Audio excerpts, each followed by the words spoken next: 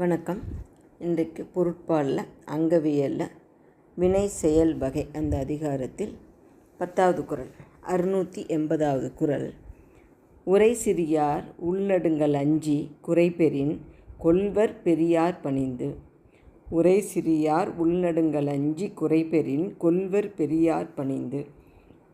இந்த குறள் பாருங்கள். அதாவது இவ்வளோ முறை என்ன சொல்லுறார், நாம் எதிரியை விட வலிமையாக இருந்தால் அவனை தண்டிக்கிறது தான் அப்படின்னு சொன்னார். நாமளும் எதிரியும் ஒரே சரிசமமாக இருந்தோம் அப்படின்னா அப்போ சில காரியங்கள் எப்படி பண்ணணும்னு நம்மளை விட எதிரி வலிமையானவனாக இருந்தால் எப்படி பண்ணணும் அப்படின்னு சொல்லிட்டே வர்றாரு. இதில் அது கடைசி நிலை இப்போ சொல்கிறது என்னென்னா, என்கிட்ட நான் இருக்கிற இடம், நான் என்கிட்ட இருக்கிற வசதிகள், அரண் எல்லாமே சின்னது என்னோடய எதிரியோட ஒப்பிட்டு பார்க்கும்போது. அந்த எதிரி வந்தானாக்க ஒரே நாள் தான் என்னுடைய நாட்டை அவனால் அடிமைப்படுத்திட முடியும். இது என்னுடைய நாட்டில் இருக்க மக்களுக்கும் தெரியும், அந்த அங்கங்களாக இருக்க அந்த படைகள் அவங்க எல்லாருக்குமே தெரியும். அப்போது அவங்கெல்லாம் என்ன நினைக்கிறாங்க, அந்த எதிரி வந்துட்டான் அப்படின்னொன்னே இந்த மக்கள் அந்த படை எல்லாமே பயப்படுறாங்க.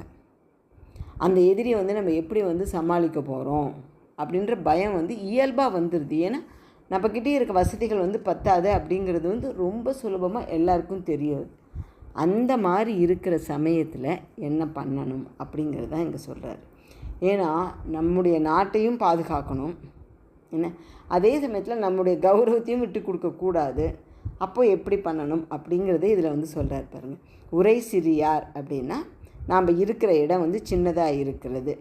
அந்த இடத்துல இருக்கிற அமைச்சர், நம்ம எதிரி ரொம்ப வலிமையாக இருக்கான். உள்நடுங்கல் அஞ்சி அப்படின்னா நம்ம நாட்டில் இருக்கின்ற அந்த மக்களும் அந்த படை அவங்க எல்லாரும் அந்த நிலைமைக்கு அஞ்சி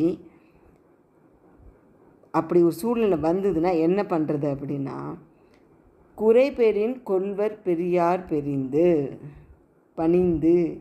அதாவது முடிஞ்சுதுன்னா சமாதானமாக யாரை நம்மளை விட வலிமையாக இருக்கின்ற பகைவன்கிட்ட போய் அவன்கிட்ட பணிந்து ஒரு சமாதான உடன்படிக்கை பண்ணி அதை ஏற்றுட்டு வந்துடுவாங்க. ஏன்னா அதுதான் நாட்டையும் மக்களையும் அப்போதைக்கு காப்பாற்றுற வழி. ஏன்னா இப்போ நாட்டு மக்கள் அந்த படை எல்லாமே பயந்துட்டுருக்க சமயத்தில் இவன் ஒருத்த மட்டும் வீரமாக அவனை எப்படியும் எதிர்த்து போரிடலாம் அப்படின்னு போனானாக்கா இந்த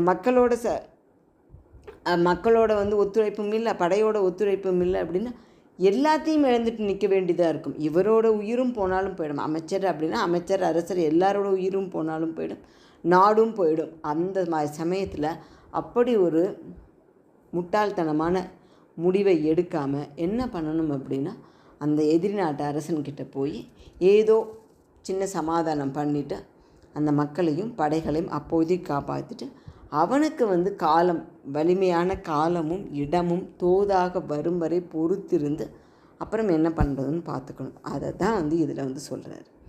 இதில் இந்த சமாதானம் பண்ணிக்கிறது தான் நல்ல முடிவு. ஆனால் நம்மை விட வலிவன் அத்தனை சீக்கிரம் நம்மக்கிட்ட சமாதானத்துக்கு வர மாட்டான் இல்லையா? அதனால் அவனுக்கு ஏதாவது ஒரு துருப்பு சீட்டு மாதிரி சமாதானத்துக்கு வரக்கூடிய அளவில் ஏதாவது ஒன்று வச்சு அவனை சமாதானப்படுத்தி அப்போதைக்கு அந்த போரை நிறுத்திக்கிறது தான் நல்லது அப்படின்னு சொல்கிறார். சரிங்களா? இந்த கடைசி 3 பாட்டிலையும் நம்மை விட நம்முடைய எதிரி வலிமையானவனாக இருந்தால் அப்போது அந்த போரை எப்படி கையாளணும் அப்படின்ற முறையை சொல்லி கொடுக்குறார். சரிங்களா? நன்றி, வணக்கம். நாளை தொகுப்புரை.